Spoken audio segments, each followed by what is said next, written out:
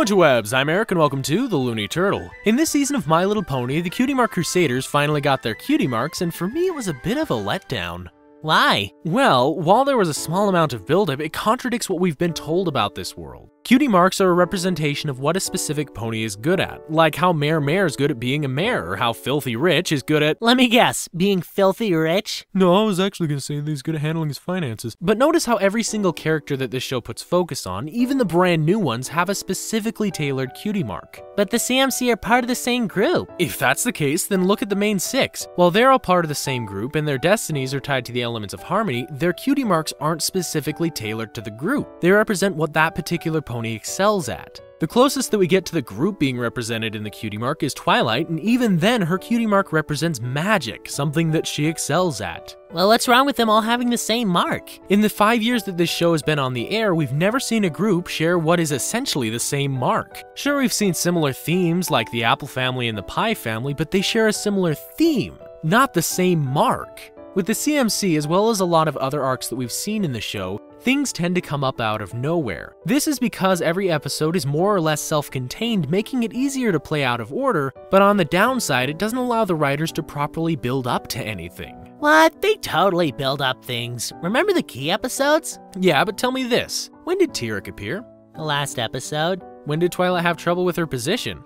In the final episode. And when we look at the rainbow powers, the result of an entire season of build-up amounted to Discord giving them the answer on a silver platter. Where's the suspense? Where's the build-up? The foreshadowing? This, as well as a lot of other things that this show does, allows me to see that the writers aren't handling arcs very well. When writing a story, it's best practice to recognize your world and set some boundaries for what can be done within that world. Then you need to figure out what you're doing in that world and stick with the explanations you give. Steven Universe, Gravity Falls, and Adventure Time are great examples of this in action. When it was revealed that Garnet was a fusion, that blew some people's minds, but for the more keen viewers, there were hints scattered all throughout the series building up to it. In Gravity Falls, Gideon was a constant threat in the first season, ultimately leading to him getting the deed to the Mystery Shack. Then when you look at Adventure Time, Simon and Marceline's relationship was subtly built up throughout the series rather than being forgotten about. When we turn back to ponies, the episodes are created to be played out of order. When we were first starting out, that was fine because they're teaching morals more than anything else, but then they made Twilight a princess and the dynamic of the show changed in some facets.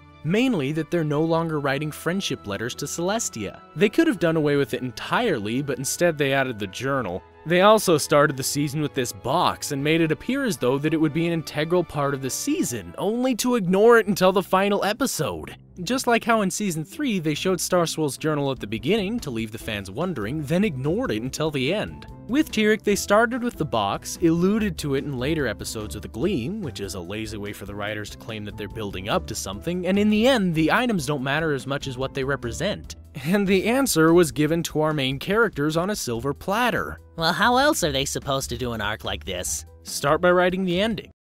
Why would they do that? Well, if you know where you're going, then you can prepare your story for it. The writers of Steven Universe didn't just decide to make Garnet a fusion, they knew that when they started the show, and due to that they were able to foreshadow it through things like Garnet having 2 gems, or how for one frame you can see her divided. My Little Pony could have done this, especially with Twilight's Kingdom, but instead they chose to save the epic battle, Twilight's lament, Discord's betrayal, Celestia's horrible plan, and a bunch of other things for the final episode. If you're going to make it appear as though you'll focus on an overarching story, then I expect to see some build-up leading to the final episode, rather than the exposition dump that we were given. Well, how would you have done it? Well, as I said before, let's start with the ending. Twilight's going to end up questioning her position as princess, Discord's going to end up helping Tyrek gain power, the main 6 are going to open the box, and Tyrek is almost going to win. Rather than trying to condense all of this into one episode, we could start by introducing things earlier in the season. Since it's taken so long for Tyrek to gather up his strength, it would probably be best to introduce him, as well as Celestia's apparition dreams, early in the season. Then, since there's an immediate threat, the main 6 could start trying to figure out how to open this box. Rather than just having them get their keys as physical items, I'd prefer to see them out and about trying to find answers. Since Tyrek is leaving ponies in the streets, the main 6 could be led to investigating his shenanigans. All the while, each member of the main 6 could start showing the purest form of their elements and unlocking the box in some way. Why not just use the keys? Because as I said earlier, the items don't matter as much as what they represent. If each of them are displaying their elements, then couldn't we just have the key materialize out of nowhere? Or maybe rather than needing keys, the box could light up or something like that. But how would they know that their actions are affecting the box? They could take it with them, or since they already have a strong connection with this box and the Tree of Harmony, they could somehow sense it. During all of this, Twilight could be doing some of her royal duties, mainly smiling and waving to the ponies of Equestria. While her friends are unlocking their parts of the box, Twilight could be actively trying to unlock her own section. After failing multiple times, it could dawn on her that maybe she doesn't have what it takes. Twilight could be doubting herself because despite her status and recognition, she can't figure out who's been terrorizing Equestria, and no matter how hard she tries, she can't open this silly little box. This could be a realistic dilemma for Twilight to be going through rather than the "I'm a princess that smiles and waves" explanation we were given.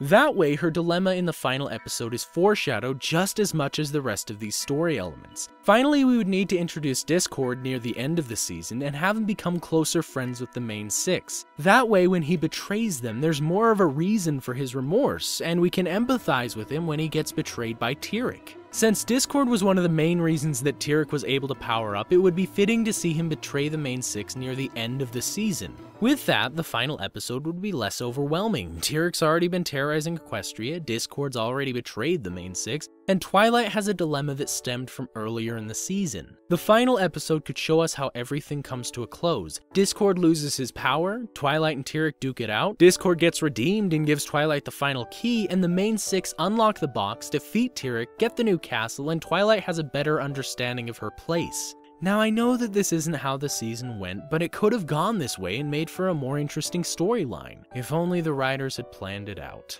Now, since My Little Pony's going to get a 6th season, I'd very much like to see this kind of overarching storyline happen. A real season-long arc, rather than these small bits of continuity that we've been getting. But that's just what I think. Feel free to let me know what you guys think in the comments below, and while you're at it, why not consider becoming a Patreon today, and check out some of my other videos, like this one about Steven Universe where I talk about the gem shards and the cluster. Or if you're not into Steven Universe, in which case, what's wrong with you? Then feel free to check out this collab I did with Doodle Dabble. With all that said, let me know what you guys think in the comments below, and I'll see you next time.